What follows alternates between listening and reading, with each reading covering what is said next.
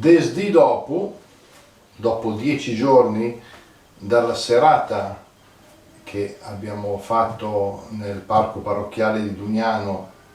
per commemorare il 50° anniversario della morte di Giusefatte Rotondi, mi piace riproporre la poesia che gli ho dedicato appunto in quella serata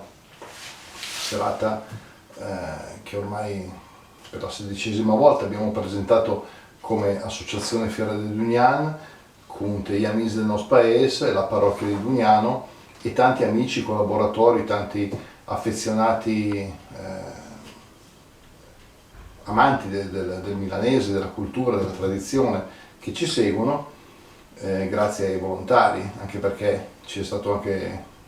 la necessità di applicare le norme per giustamente le precauzioni sanitarie, quindi la serata si è svolta in modo soddisfacente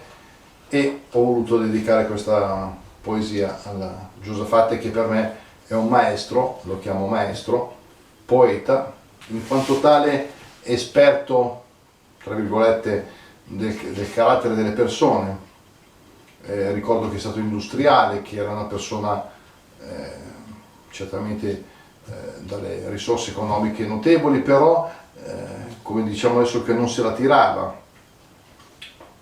Avvocato,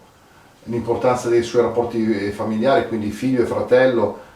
e poi dirigente nel comune di Milano, quindi cerco di ricordarlo e gli disi che tenti anche a me di fare diversari, e in questo richiamo il suo primo volume Stime Versari del 1946, e poi dicendo che ricordo la sua voce, la tua voce, voglio ricordare appunto il secondo libro, la seconda raccolta di sue poesie, di sue liriche del 1961, appunto dal titolo La Voce. E concludo questo, che è un sonetto, con una suggestione, come lui in alcune poesie si rifà a quello che era l'ambiente del parco, della sua villa, che adesso appunto è il parco parrocchiale di Dugnano. Immagino che lui con i suoi congiunti, con le sue sorelle, i suoi genitori, i suoi fratelli, possa venire in spirito ancora a sentirci e tornare poi in cielo a domandare per noi un aiuto, a noi che abbiamo ancora da fare qua. Al Giusefatte Rotund in del 50° della morte e il 20 de lui del 2020.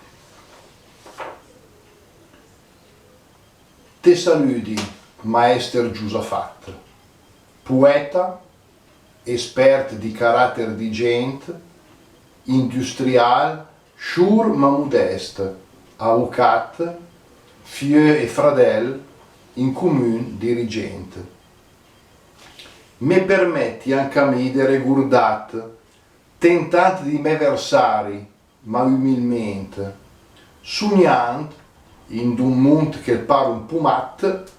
la tua voce d'om scet e coerente. Cui te de ca, te vegnit anche a mo in mezzo ai piant, magari un paradur, per da al nostro spirit un cicin del to, fa de suris e insieme a serietà. Peu te vesu per domandare al Signor de dag un nunc, che gem de fa. Te saluti, Giusefatte.